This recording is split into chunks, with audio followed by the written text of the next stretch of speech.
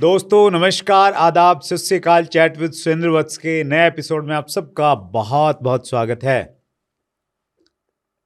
अगर आप हमारे हर एपिसोड को फॉलो करते हैं तो पिछले दिनों आपने देखा होगा जितेंद्र डागर जी को, और आप उनके अनुभव के, उनके लॉजिक्स के दीवाने हो गए होंगे। जितेंद्र डागर जी से हमने उनकी बैकग्राउंड के बारे में पूछा, हमने जाना कि कैसे वो डायरेक्ट सेलिंग इंडस्ट्री में आए। बहुत अद्भुत और अनोखा इंटरव्यू था। अगर आपने मिस किया होगा तो ज़रूर देखिए, तभी आप इस इंटरव्यू में और अच्छे से रिलेट कर पाएंगे। तो आइए मिलकर हम स्वागत करें। आज फिर हमारे मेहमान हैं 20 साल के डायरेक्ट सेलिंग के तजुर्बेकार, बहुत बड़े लीडर जितेंद्र डागर जी। जितेंद्र जी, बहुत बहुत स्वागत है एक बार। Thank you what's up, thank you so much. आपका बार बार का प्यार सर, बहुत बहुत आभार।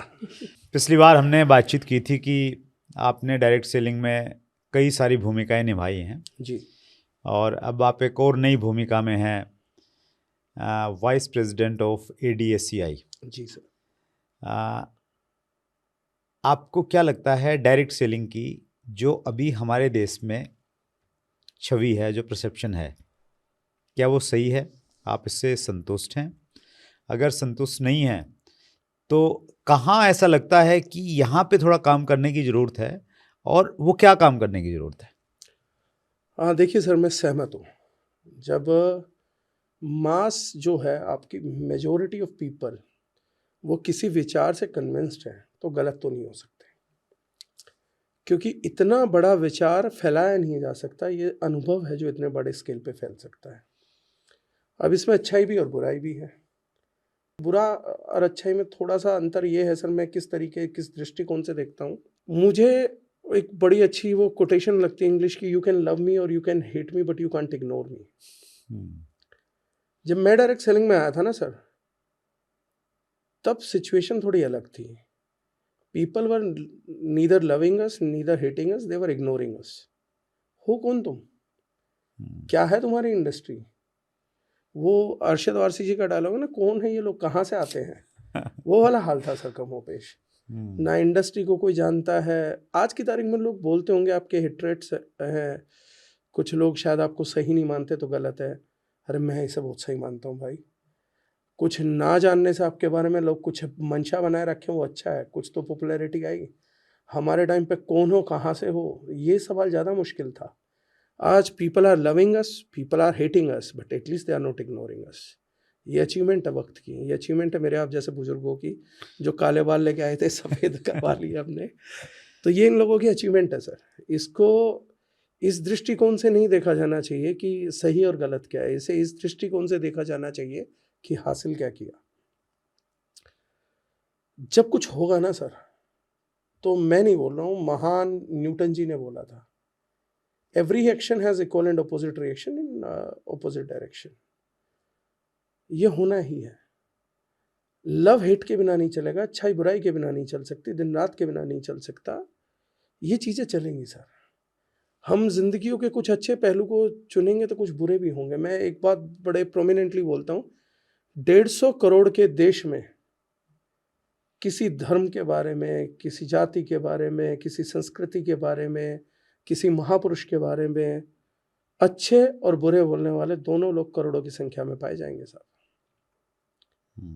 इस ओपिनियन में मत आज रहिए, इस गुमान में मत रहिए कि करोड़ों लोग, लाखों लोग क्या बोल रहे हैं। आज एक बात के 6 वर्डिक्ट इन हिंदुस्तान में मिलेंगे और 6 के 6 करोड़ों में मिलेंगे सर। आज भारतीय जनता पार्टी को करोड़ों वोट मिलते हैं, और जो पार्टी सत्ता से 15 साल से दूर है, कांग्रेस, उसको भी करोड़ों मिलते हैं। और जो समाजवाद पार्टी ऐसा लग रहा था नकार दी गई है, फिर आ रही है, फिर नकारी जा रही है, उसको भी करोड़ों वोट मिलते हैं सर।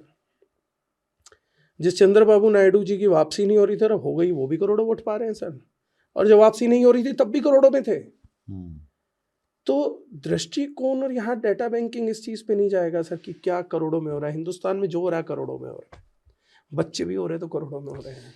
तो डायरेक्ट सेलिंग को लेके हमारे समाज में स्पेशली जो माना जाता है, डायरेक्ट सेलिंग को जिस दृष्टि से देखा जाता है, तो आप मानते हैं कि वो सही है या उसमें कुछ बदलाव आना चाहिए? जैसे आपने बात की कांग्रेस की और बीजेपी की, जी तो वो थोड़ी सी वोटें कम हैं तो बाहर हो जाती है, थोड़ी ज़्यादा आ जाती हाँ हैं तो अच्छी हो जाती हैं। तो उस दृष्टि से आपको लग रहा है कि जो थोड़ी सी अच्छी चीज़ें बढ़नी चाहिए। हाँ, हम अटल बिहारी वाजपेयी जी की तरह सर, हम इंडस्ट्री हैं। पार्टी कोई भी आए जाए, ये देश रहेगा, ये इंडस्ट्री रहेगी।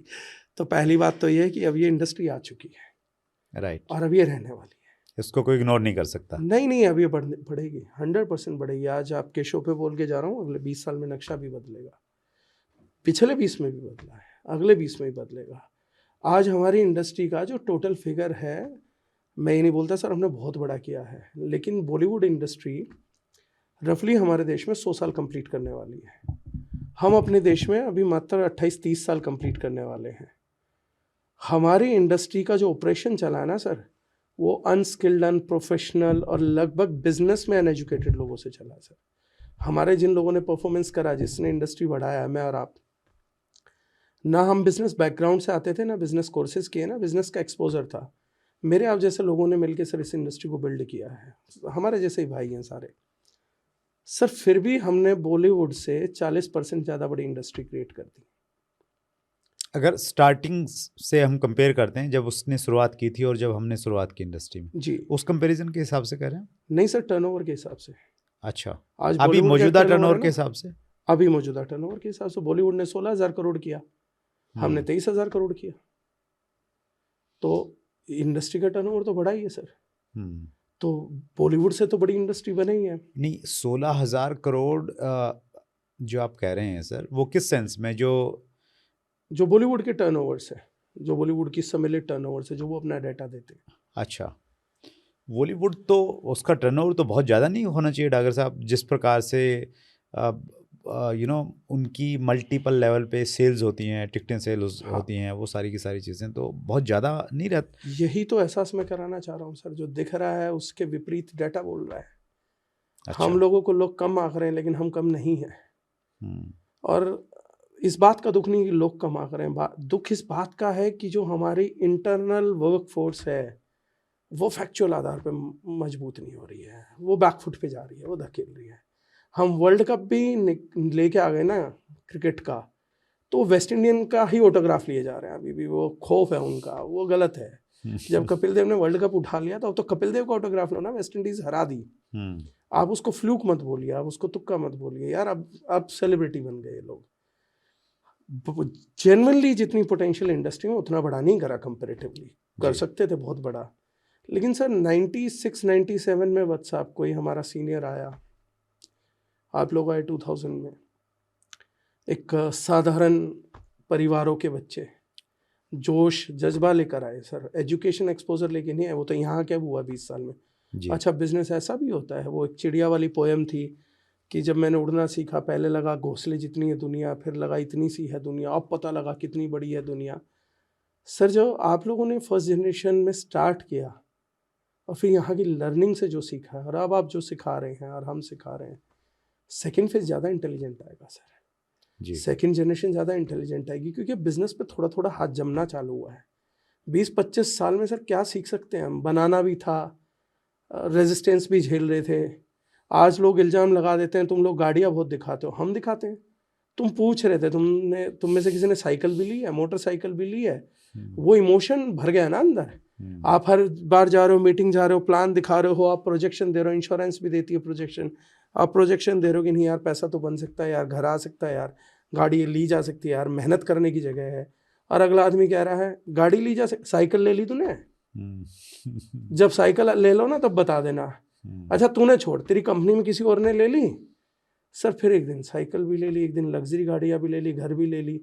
अब वो 6 हनुमान जी तो है नहीं, चीर के दिखाएंगे। अब वो बता रहे हैं फेसबुक पे, तो लोग बोल रहे हैं यार ये दिखाते बहुत है, दिखावा बहुत करते हैं। हमने दिखावा करना चाहा था?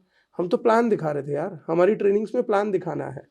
इस दिखावे की डिमांड आपने करी, आपने कहा कि कागज ही है। डागर जी, एक समय की जरूरत थी जी, अब हमने दिखा दिया, अब दुनिया ने देख लिया जी। तो अब भी अगर हम बार बार उस चीज़ को दिखावेंगे तो कहीं ऐसा नहीं लगेगा कि यार ये मतलब दिखावेबाज हैं? सर, जो चीज़ें नसों में घुस जाती हैं ना, वो फिर देर से निकलती हैं। समय तो दीजिए ना। वो बोला जाता है बुरे समय को भी समय चाहिए होता है अच्छा बनने के लिए। सर इतने साल करोड़ों लोगों की इमोशन है। वत्स आपकी निकल गई, जितेंद्र डागर जी की निकल गई, आपने नहीं शो ऑफ किया पिछले टाइम में, मैंने नहीं किया, मैंने भी एक समय पे किया, आपने भी कहीं किया होगा, वो इमोशन मेरा निकल गया, आपका निकल गया। सर करोड़ों लोगों का इमोशन था, वो करोड़ों लोगों द्वारा भरा गया था। तो सर करोड़ों से लाखों में आएगा, लाखों से हजारों में जाएगा, हजारों से सैकड़ों में जाएगा, फिर कहीं जाके हम उस प्रजाति को विलुप्त कर पाएंगे। कोई दर्द लिए घूम रहा उसको नहीं रोक सकते हैं वत्स साहब। अभी पीछे सभ्य समाज में आप जेन्युइनली ले लीजिए, अभी पीछे एक लड़के ने, शायद कर्नाटका का केस है, बेंगलोर का केस है शायद, डॉक्टर को 7 बार चाकू घोंप दिया कि मेरी मदर का इलाज ढंग से नहीं हुआ। राइट, एक इमोशन है सर, होल्ड नहीं कर पाया, पढ़ा लिखा लड़का था, इमोशन होल्ड नहीं हुई, नेगेटिव में कितनी नेगेटिव में निकली है सर, एक डॉक्टर को स्टेप कर दिया, बहुत बुरा कांड है। ये एक इमोशन है सर जो निकला है नेगेटिव, वो भी एक इमोशन है सर, होल्ड किया गया कि उस आदमी ने पूछा होगा कि रिश्तेदार दोस्त से क्या गलती करी थी, एक प्रोजेक्शन लेके आया था, साथ कमाने की बात करी थी, मेरे अपने आदमी ने खड़ा करके पूछा साइकिल ले ली तूने खरीद लिया हवाई जहाज। सर इस इमोशन को निकलने में समय और प्रक्रिया लगेगी। ये लड़का जब स्टेज पे जाएगा, ये उस दिन को याद करके आंसू बहाएगा। इसकी मेंटल कंडीशनिंग कितनी भी कर लीजिए, ये दर्द नहीं जाता। महाभारत महान ग्रंथ था, कर्ण महादानी थे, लास्ट सेकंड तक भी अर्जुन के प्रति इमोशन पकड़ के रखा था सर, चाहे अंग देश का राजा मिल गया, चाहे कुछ भी मिल गया, निकला नहीं। तो मैं कर्ण के साथ काम नहीं कर रहा हूँ सर, मेरे पास तो बहुत मामूली लोग हैं मेरी पूरी इंडस्ट्री में, उनके इमोशंस को निकलने के लिए, आउटबर्स्ट होने के लिए जिस पब्लिक ने भरा है, इनको समय देना पड़ेगा, चीज़ें करनी पड़ेंगी, प्रक्रिया का हिस्सा है। पिछले दिनों एक कार्यक्रम में परवीन खंडेलवाल जी आए जी, जो मेंबर ऑफ पार्लियामेंट हैं अभी जी, आप अच्छे से जान रहे हैं उनको। बिल्कुल। तो उन्होंने कहा कि यार डायरेक्ट सेलिंग बहुत अच्छी है, इसमें कोई दो राय नहीं है, लेकिन डायरेक्ट सेलिंग की जो परसेप्शन है वो अच्छी नहीं है।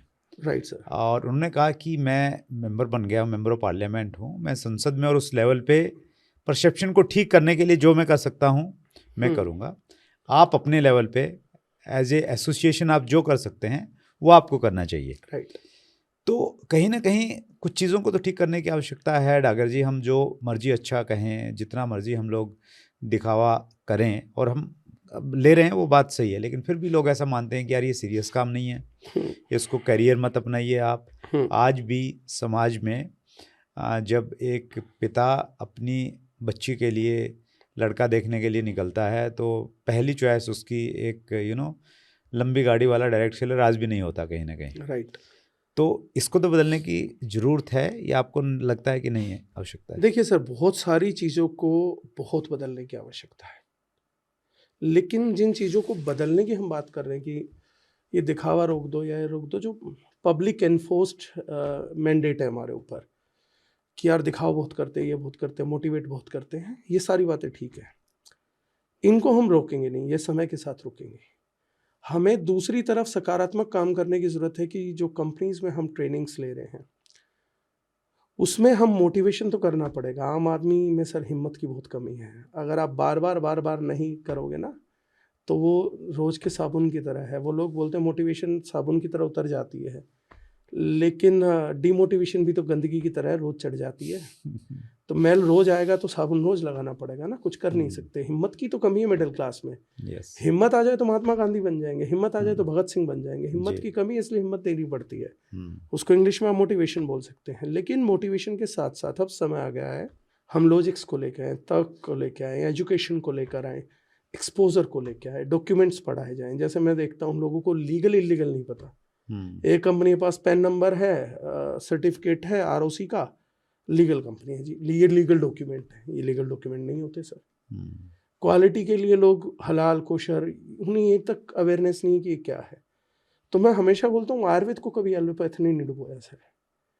आयुर्वेद को डुबोया उन आयुर्वेदिक प्रैक्टिशनर्स ने जिसकी श्रद्धा इसमें मजबूत नहीं थी और ढंग से नहीं किया जी। नेटवर्किंग को बाहर वाले नहीं डुबोते सर। नेटवर्किंग को वो नेटवर्कर डुबोता है जो सब्जेक्ट को पढ़ना और सीखना नहीं चाहता, उसको टाइम नहीं देना चाहता। हमारे यहाँ जब माइंडसेट जो है रिक्रूटमेंट का ज़्यादातर जगह पे वो ये है 2 साल दो, 3 साल दो, 5 साल दो, 6 महीने दो। किसको दो?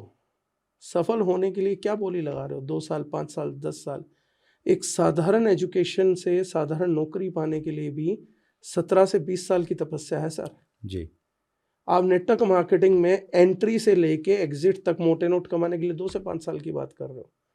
आपको मानसिक मजबूती लानी पड़ेगी। मेरी ट्रेनिंग्स में आप देखिएगा तो मैं हमेशा एक बात बोलता हूँ, या तो सक्सेसफुल होने तक या मरने तक नेटवर्किंग करनी है, दूसरा बीच में कुछ नहीं है भाई। और अगर ये नहीं कर सकते तो छोड़ दो ना यार, बड़े काम करने के लिए हर कोई नहीं बना है। तो आपको अपना चैप्टर, अपना सब्जेक्ट बहुत सुप्रीमली क्लियर करना पड़ेगा।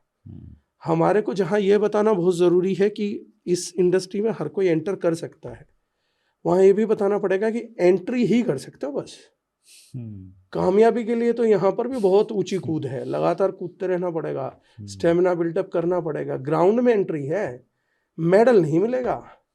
मेडल लाने के लिए तो यहाँ जी तोड़ जान लगानी पड़ेगी। यहाँ नीरज चोपड़ा के बगल में खड़े होकर जेवलिन फेंकना है। ये नहीं कि अरे ओलंपिक में आ गए ना आप तो मतलब मेडल मिल जाएगा। नहीं नहीं नहीं, एंट्री है बस, कि एंट्री तक रिस्ट्रिक्शंस नहीं है हमारे यहाँ। खेल ग्राउंड सेम है सर, जैसे बिजनेस में होता है। तो ये थोड़ा सा एक्सपोजर, थोड़ी सी अवेयरनेस, थोड़ा सा तर्क, थोड़ी सी पेशेंस, ये हमें डेवलप करने की बहुत ज़्यादा ज़रूरत है। थोड़ी सी लीगल वर्डिंग्स को एजुकेट करना, ये सब इंडिपेंडेंट जिम्मेदारी लेनी पड़ेंगी अपने ग्रुपों की, और उनको उस लेवल पे मैच्योरिटी दिखनी चाहिए आपके डायरेक्ट सेलर के अंदर, वो इनबिल्ट करने की बहुत आवश्यकता है। डागर साहब, एक आम डायरेक्ट सेलर वो अपनी कंपनी में काम कर रहा है, उसके अपने गोल्स हैं कंपनी से रिलेटेड जी, साथ में उसको ये लगता है कि यार मैं इंडस्ट्री के लिए भी कुछ करूं, पॉजिटिव इन्वायरमेंट क्रिएट करने में मैं कुछ करूं, क्या 2 काम एक आम डायरेक्ट सेलर कर सकता है? बड़े आराम से सर, बहुत आसानी से। इसका सबसे आसान काम क्या है कि सबसे पहले, मैं तो बहुत छोटी सी चीज़ बोलता हूँ इसमें, अपनी कंपनी, अपने सीनियर्स को तो भगवान मानिए, खुदा मानिए, उन्हें मानना भी चाहिए, लेकिन अपने साथ जो अपनी इंडस्ट्री में खड़ी, आपकी इंडस्ट्री की पहचान बना रही है, उन कंपनियों के और उन साथी नेटवर्करों की इज्जत जरूर करो। तो इसको 2 पॉइंट में लेते हैं। पहला पॉइंट आप ये कह रहे हैं कि जो अच्छी कंपनियां हैं और अच्छे लोग हैं उनकी इज्जत करो। बिल्कुल, आपको साथी योद्धा वाला इज्जत देनी पड़ेगी ना सर। अब आर्मी है, अब एक जाट राइफल है, एक राजपूत राइफल है, तो आपस में थोड़ी ना लड़ रहे हैं sir. Army man gives respect to army man ना। आर्मी में तो वो जाट राइफल और राजपूत राइफल एक ही है ना, तो वो आर्मी की इज्जत तो करते हैं ना सर दोनों। आर्मी के नाम पे तो दोनों जान दे देंगे, और आपस में वो रिस्पेक्ट भी म्यूचुअल है। लेकिन हमारे यहाँ बाहर के लोग इतना कुछ नहीं करते जितना हम एक दूसरे की कंपनी को उधेड़ने में यकीन रखते हैं।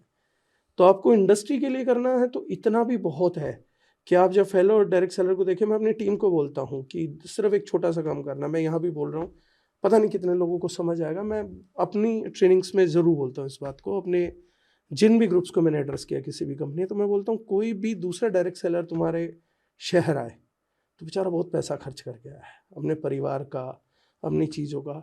अगर तुम्हारे घर में एक एक्स्ट्रा रूम है तो उसे ऑफर दीजिए, फ़र्क नहीं पड़ता किस कंपनी से है। उसे एक कप चाय घर पे पिलाइए, ये नहीं कि उसकी जगह होटल में पी के आ रहे हैं या सीसीडी पी के आ रहे हैं। उसको भी एज एन गेस्ट ट्रीट करिए। आपकी महान इंडस्ट्री का आदमी है, आपके साथ का योद्धा है, आप इज्जत दोगे, कल को उनको इज्जत मिलेगी, और इसी इज्जत को देख के परसेप्शन बदलेगी सर।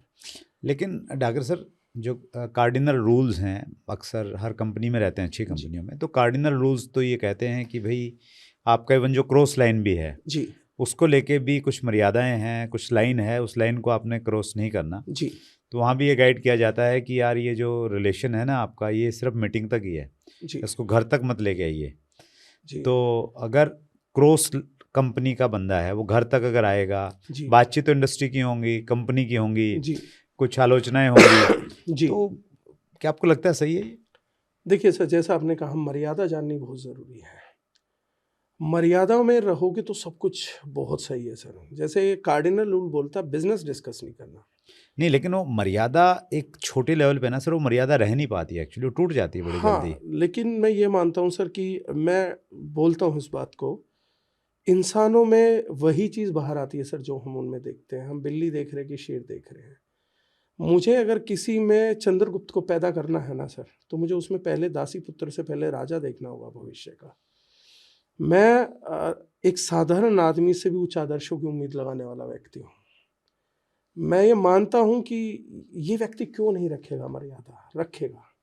मैं इस प्रिंसिपल से लड़ाई करता हूँ, हालांकि वास्तविकता वो है जो आप बोल रहे हैं, लेकिन मैं इस प्रिंसिपल में यकीन रखता हूँ कि यार उसके पास आज मर्यादा नहीं है, उम्मीद तो लगाओ।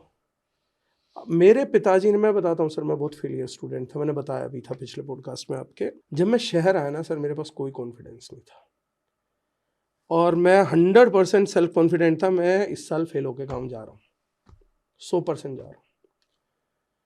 और मेरे फादर ने कभी मुझे पढ़ते हुए नहीं देखा था, नंबर देखे थे और पता था फेलियर स्टूडेंट है। तो मेरे फादर ने पीटीएम अटेंड करी, इंग्लिश में थी, मुझे तो समझ नहीं आया क्या हुआ। मेरे फादर ने घर आके मुझे बोला कि टीचर बोल रही थी अगर ये पढ़ना चाहे ना तो दुनिया टॉप कर दे, इससे इंटेलिजेंट स्टूडेंट ही नहीं है इस धरती पे, ये तो जो चाहे वो अचीव कर सकता है। मेरे फादर ने मम्मी को आके ऐसे बोला कि अरे यार इसकी तो वो टीचर बोली थी पढ़ता ही नहीं है, केयरलेस है, अगर ये पढ़े ना तो दुनिया में इस जैसा स्टूडेंट नहीं है, इस जैसी मेमोरी नहीं। और मैंने उसके बाद फादर से कई बार बात करी ना, तो मेरे फादर ने बोला कि you can achieve anything you want in this world, यार तू इतना कैपेबल आदमी है, तू चाहे तो क्या नहीं कर सकता, तू दुनिया हिला दे, तू क्या बिल गेट्स करता, तू बिल गेट्स को बीट कर दे, तू तो वो इंसान है। सर ये बात वो रिपीट करते रहे 3-4 महीने। वो सब 4 महीने बाद ये बात मैं खुद को बोल रहा था कि ये सब मेरी केयरलेसनेस है, ना तो मैं तो दुनिया को बीट कर दूं। और उसके 8 महीने बाद वो सच्चाई बन रही थी सर इस देश की। अगर मेरे फादर ने मेरे से उम्मीद ना लगाई होती, पता उन्हें भी था ये नालायक है, अगर मेरे फादर ने उम्मीद ना लगाई होती तो मैंने खुद से नहीं लगाई होती, अगर मैंने खुद से नहीं लगाई होती तो इम्प्लीमेंटेशन ना हुई होती सर।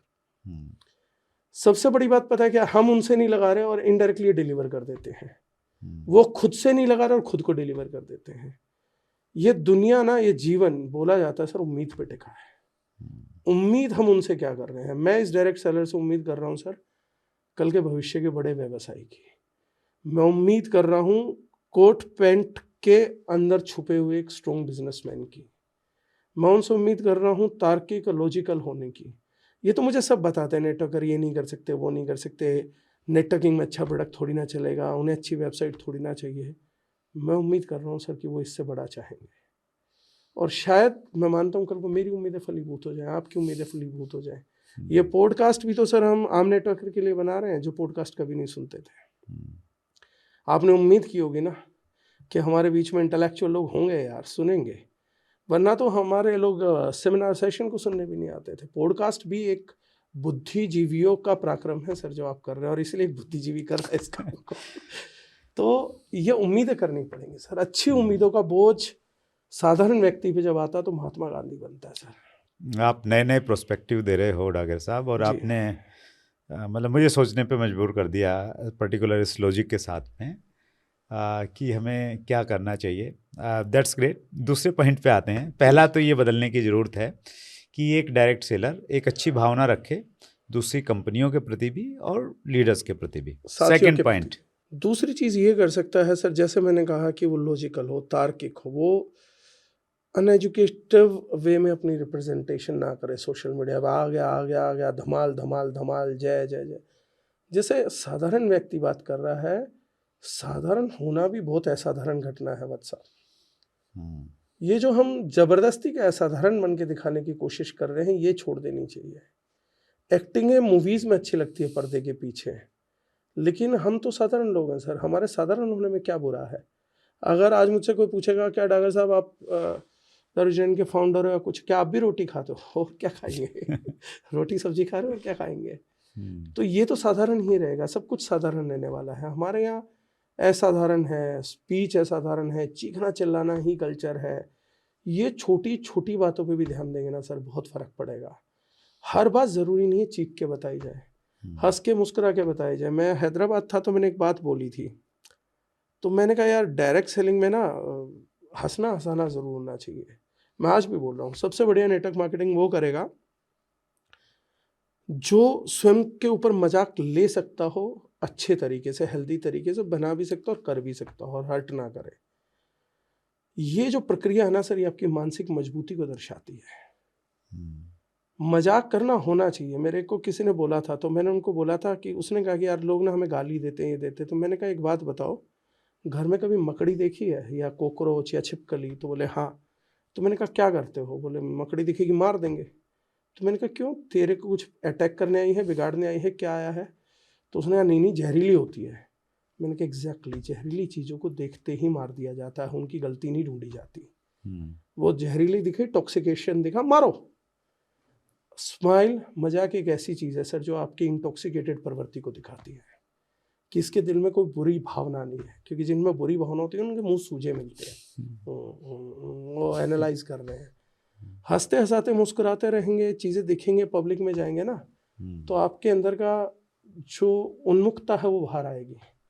अगर डायरेक्ट सेलर्स उन्मुक्त हो सके सर, इस समाज को जोड़ने का काम करेंगे। क्योंकि ये तो इल्ज़ाम है हमारे ऊपर, मैं तो इसको बहुत एंजॉय करता हूँ। वो बोलते तुम लोगों को जोड़ते हो, तो मैं तो बोलता हूँ हम एकमात्र इंडस्ट्री जो लोगों को जोड़ती है, बाकी सब तो अपना काम कर रहे हैं, हम एकमात्र है जो जोड़ते हैं। कुछ नहीं देखते, सब जगह फेविक्विक लगा देते हैं। That's great, super sir. अंतिम प्रश्न जी। 20 साल आपको इंडस्ट्री में हो गए जी। आज हम 2024 में हैं जी। 2044 में आपको इंडियन डायरेक्ट सेलिंग इंडस्ट्री में क्या संभावनाएं दिखती है? ये एक अच्छा प्रश्न है सर। 2044 में मैं इसको एक ज़बरदस्त इंडस्ट्री के तौर पे देखता हूँ, जहाँ बहुत सारा एम्प्लॉयमेंट होगा, बहुत सारे अच्छे पढ़े लिखे बच्चों का एम्प्लॉयमेंट होगा। इसके जो लीडर्स स्टेज पे होंगे उनकी अप्रोच बहुत बुद्धिजीवी वाली दिखती है। स्टेज जो होगा बिल्कुल अलग तरीके से सेट होगा, और वो एक दौर होगा वत्स साहब जिसको हम लोग बहुत पहले से प्रेडिक्ट कर रहे थे कि लोग नेटवर्क मार्केटिंग में कमाने नहीं सर, सिर्फ ज़िंदगी कैसे जी जाती है, लाइफ के वैल्यूज़ क्या, वो सीखने भी डायरेक्ट सेलिंग के मंच पे आएंगे। उन लीडरों से सीखने आएंगे, बात कैसे करी जाती है, पब्लिक स्पीकिंग क्या है, चीज़ें क्या हैं, और टर्नओवर जो होगा वो बेहिसाब किताब होगा। हमारी इंडस्ट्री की एक अच्छी पोटेंशियल है सर। मैं तर्क के साथ बताता हूँ, डायरेक्ट सेलिंग का युग आने वाला है जी। किसी चीज़ को ब्लेम नहीं करते, लेकिन सिर्फ एनालाइज करते हैं। आज तक क्वालिटी प्रोडक्ट्स का कभी एडवर्टाइजमेंट नहीं देखा होगा आपने। जो भी बड़ी क्वालिटी चीज़ें हैं जी, वो एडवर्टाइजमेंट से बचती हैं, वो सिर्फ माउथ पब्लिसिटी पे चलती हैं। माउथ पब्लिसिटी पे इसलिए चलती हैं कि एक बड़ी चीज़ को, एक टेक्नोलॉजी को समझाने के लिए, एक आर्ट को समझाने के लिए ना सर समय देना पड़ता है।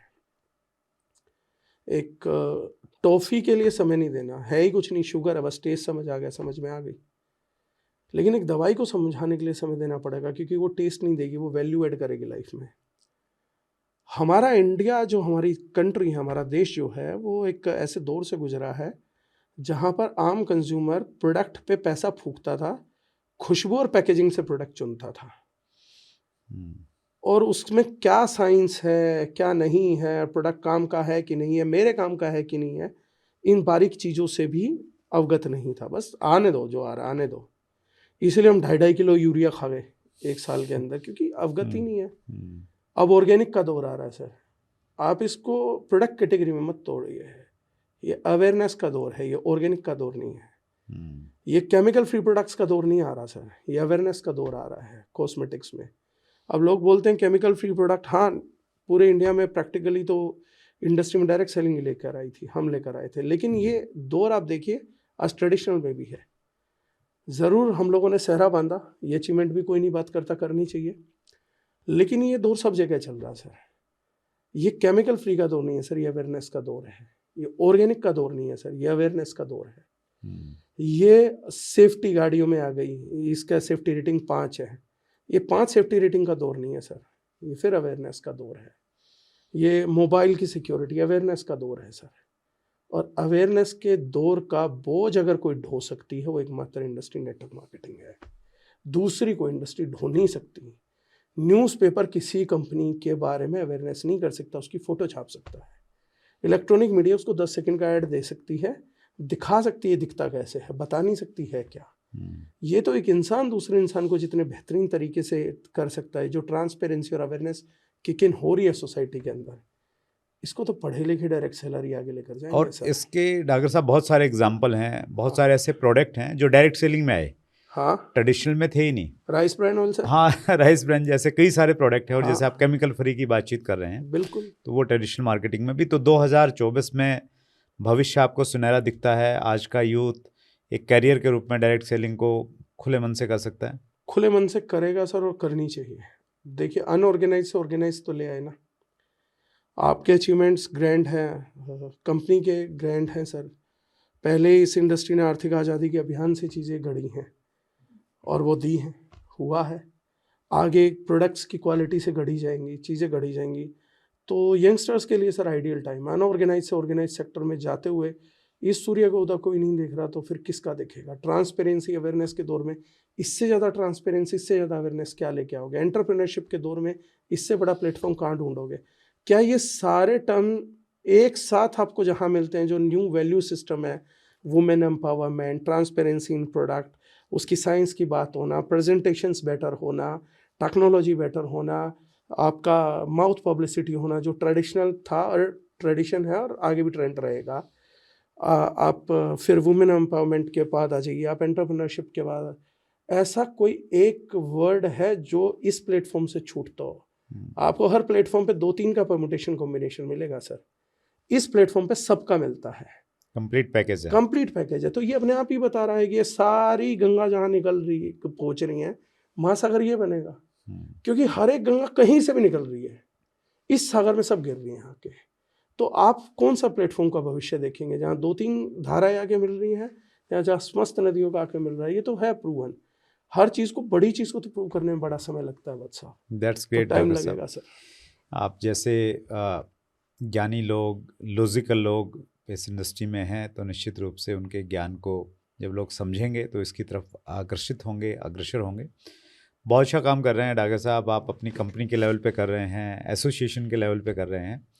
सो इसी प्रकार से आगे बढ़ें। और मैं तो आप जैसे किसी बड़ी सोच के व्यक्ति से जब भी मिलता हूं तो मैं ये कहता हूं कि मिलके इस इंडस्ट्री को वहां पे लेके जाएंगे जहां जाने की ये हकदार है। तो उसी कमिटमेंट के साथ आज के इस एपिसोड को हम लोग समाप्त करते हैं।